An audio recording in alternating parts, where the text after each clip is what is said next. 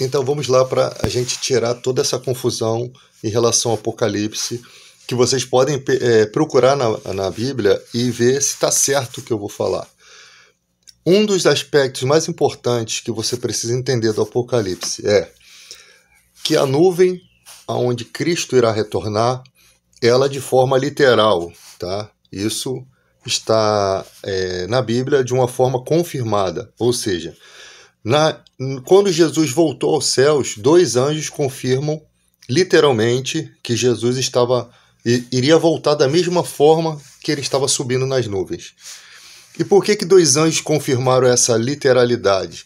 Porque é só a literalidade da nuvem, né, a verdade de que ele vai vir realmente na nuvem, que vai conectar os textos de forma mais consistente, tá?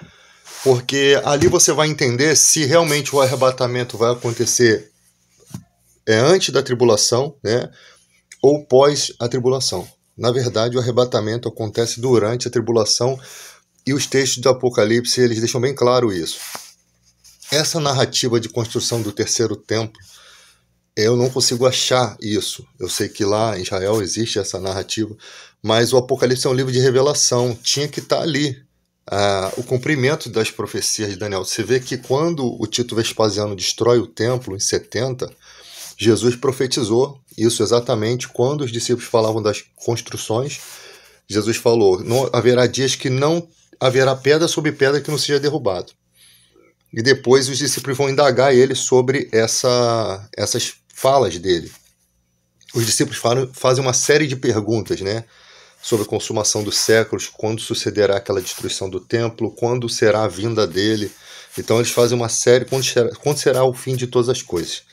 E Jesus vai respondendo por partes ali, vocês têm que ver isso. Mas quanto à destruição do templo, ele fala que aquilo era uma profecia, o abominável da iniquidade, a qual profetizou Daniel, quando surgir esse cara, os que estiverem na Judéia fujam para os montes. Ou seja, Jesus deixou um escape ali, porque ele está fazendo um intermédio, uma interlocução, ele está repetindo uma promessa, uma profecia que Daniel citou, ou seja, ele está explicando que aquilo vai ocorrer, tá? Então, só que ele não disse o dia, mas aquilo ia ocorrer. Então, a partir do momento que Jesus fala, a ocorrência ela vai acontecer.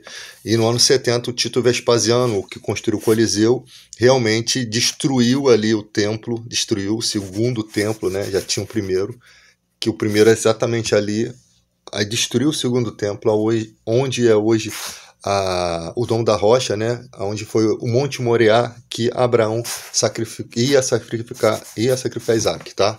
Só para a gente ter essa ideia. Então, a gente tem que ter essa ideia que lá no Apocalipse, quando você vai ver a vinda de Cristo, ela vem num período que a tribulação está acontecendo. Por quê? Porque fala de pessoas marcadas pelo número da besta, o nome da besta, né? E o número do seu nome e a marca da besta, né? Que é a imagem da besta. São 3 coisas que tem ali, tá? Que podem ser um tipo de marcação. Agora, qualquer coisa é a marca da besta? Não. É um sistema totalmente voltado para uma adoração a um ser que realmente vai marcar a história, porque as pessoas só podem comprar ou vender se tiverem essa marca. Por consequência disso, muitos irão fugir. No texto lá, mostra que pessoas foram decapitadas por conta dos testemunhos, e são exatamente essas pessoas decapitadas, né, tiveram suas cabeças cortadas, elas vão ressurgir, porque quando Jesus vier, naquele exato momento, vão ter pessoas que vão estar testemunhando e vão ser mortas por isso, e eles vão reviver, tá? E esses vão reinar 1000 anos com Cristo. Por quê? Quem vai ser lançado primeiro no lago de fogo que arde em enxofre, o qual tem uma especificação que é a segunda morte, porque o lago de fogo é o verdadeiro inferno, tá? Quando Jesus fala de inferno de Hades, dá a entender que é uma primeira condenação, porque quando os mortos, os que morreram no pecado, vão subir para serem julgados, a morte e o inferno são lançados para dentro desse lago, que é a segunda morte. Ou seja, eles são lançados por quê? Porque esses que subiram, que ressuscitaram, né, eles passaram pela primeira morte, morreram e ressuscitaram, eles estão num lugar que não vai ser mais usado, por isso esse lugar é destruído. Mas eles estavam nesse lugar, a morte e o além, a morte e o inferno, Parece que as narrativas de Jesus, quando ele fala daquele fogo onde o verme não morre, né, que os vermes lá ganharam uma resistência ao fogo, ele está falando desse tipo de lugar primeiramente. Dali vai ser jogado essa morte e inferno para um lugar onde é a condenação final de Satanás, porque o lago de fogo ele foi preparado para Satanás e seus anjos.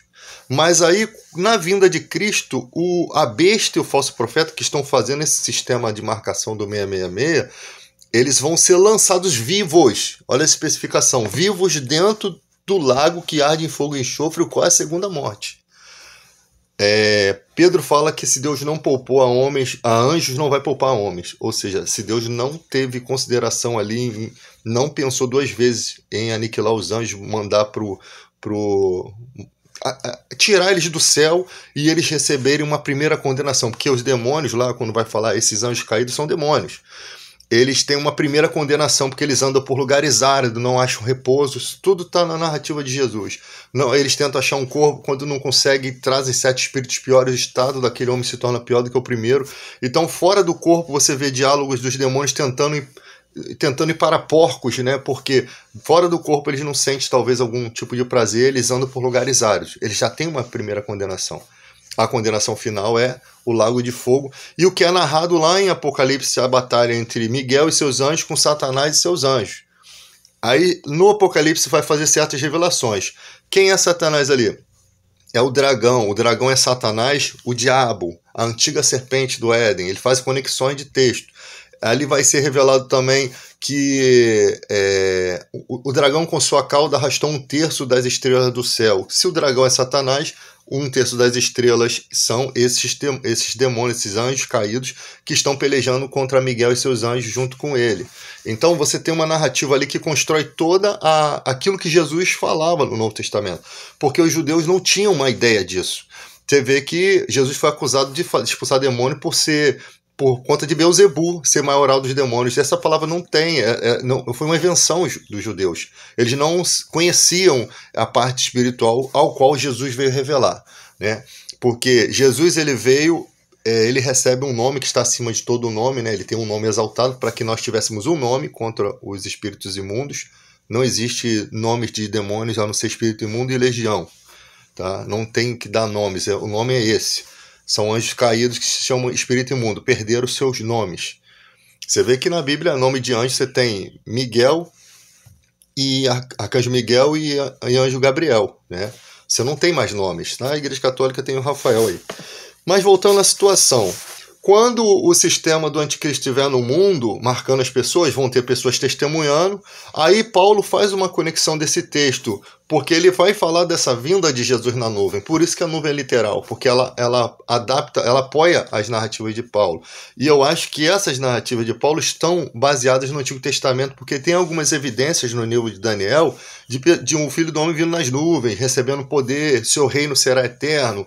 Tem profecias de que Deus converteria as armas de guerra em armas de arado, né? Hoje em dia nós temos vários acordos comerciais entre países que evitam muitas guerras. Então o reino de Cristo ele é eterno, o reino daquele filho do homem também é eterno. Miqueias 5:2 diz que o Messias é desde o tempo da eternidade, ele nasceria em Belém, Efrata. Se hoje tiver que nascer o Messias, tem que nascer lá, porque o profeta dos judeus diz isso, se fosse o caso, né? Mas ele nasce em Belém, Efrata, ele é desde os tempos da eternidade. O Salmo 110, Jesus falou isso em Mateus 22:44, colocando os fariseus numa sinuca de bico. Vocês pensam de quem? Que o Messias é filho? Eles de Davi. Aí Jesus fala, mas como Davi pelo Espírito chamou ele de Senhor? Disse o Senhor, meu Senhor, disse Adonai, Javé ao meu Adoni. Você vê que no hebraico tem essa questão.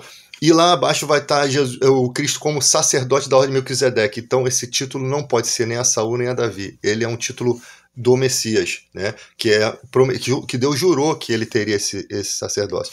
Porque Jesus vem para mudar esse sacerdócio. Mudando o sacerdócio, muda-se a lei. Porque ele é um sacerdócio de uma ordem maior. E essa ordem é citada lá quando acho que é Gálatas 3 que fala que a promessa não foi feita aos descendentes judeus, foi feita a um descendente. Ela está no singular, ao descendente. Então diz que os da fé que são filhos de Abraão. Não existe judeu, não existe grego, não existe nada, só existe os da fé. Porque quem crê em Cristo se reveste dele, né? E passa a ser herdeiro das mesmas promessas do pai da fé. Por quê? Porque essa promessa foi feita 400 anos antes da lei, na época de Abraão. Essa aliança foi feita, ela veio antes da lei. Então ela não pode ser abrogada pela lei. Então a promessa é aos descendentes. E ali você tem todo mundo que crê hoje em dia, porque são os da fé. E Paulo fala isso aos Gálatas, no capítulo 3, se eu não me engano. Então, a gente precisa entender, os da fé que são filhos de Abraão, nós somos herdeiros pela fé. Né? Nós herdamos pela fé porque a promessa foi feita ao descendente. Paulo explica muito bem isso. Não a todos os descendentes por conta de linhagem humana ou por ter nascido lá como descendente de Abraão e tal. Não é isso. Você vai entender lá. E ali você tem Paulo falando que quando ele vem nas nuvens, quando ele vem, os mortos no Senhor ressuscitam. Os que estão vivos naquele momento são transformados, ou seja, o seu corpo vai se transformar num corpo diferente. Esse que ressuscitou também vão ser diferenciados, porque eles ressuscitam no corpo e eles vão ser transladados aparentemente juntos, sobem para estar com o Senhor nas nuvens e estarão com ele para sempre. Então, o arrebatamento ele acontece quando está acontecendo toda essa marcação da besta, ou seja, os que estão vivos, pessoas que fugiram. Você vai ver um sistema marcando todo mundo, requerendo adoração, e você sabe que vai ser condenado, pessoas testemunhando que não pode receber a marca, senão vai se perder, né? Porque quando acontecer isso, Jesus já está vindo para destruir o anticristo. Então ali os decapitados vão ser mortos, que deve ser o sinal para a vinda dele, e ali é lógico que não vai ser tudo certinho assim como a gente está pensando de uma hora para outra, mas vai ter um tempo ali, mas vai ser isso que vai acontecer. Pessoas vão testemunhar que não pode receber a marca da besta, que a gente está nessa época em qual a Bíblia descreveria, e ali você vai ter aquela pessoa que vai receber a marca, que vão continuar vivendo suas vidas, comprando e vendendo, mas estão condenados, né? Depois vai haver uns certos juízos lá na frente. Pessoas que morreram e ressuscitaram, que morreram em Cristo. Os demais mortos não ressuscitam ainda, só esses no Senhor, que eu não sei se são os daquela época ou de todas as épocas do universo, né, da existência humana. E os que estão vivos, transladados, subirão para estar para sempre com o Senhor. Possivelmente eles descem para reinar o milênio com Cristo. Por quê? Porque também há profecia de reino sacerdote, tanto para esses decapitados que vão ressurgir, quanto para esses que é da igreja, né? Esses que têm essa profecia que serão reis e sacerdotes para o Senhor, que julgarão nações. Então, quando ele vem, Jesus vem, ele vem exatamente para destruir o anticristo. Ele pega a besta e o falso profeta, que possivelmente são seres, porque eles são lançados vivos. Não se trata de pessoas, não parece que se trata de pessoas. E não vai ter um sistema ao redor deles, mas vão ter, parece que 2 pessoas fazendo isso, né? Com esse poder. E vão ser lançados vivos no lago de fogo e enxofre, o qual é a segunda morte, né? Ou seja, eles vão passar por uma segunda morte, né? Talvez. E ali vai ser Satanás aprisionado durante 1000 anos. Eu vi um cara falando que era o falso profeta que seria aprisionado. Não. Satanás é o maioral dos demônios, o líder do inferno, ele vai ser aprisionado. Quando fala Satanás, eu acredito que seja todo o reino, né?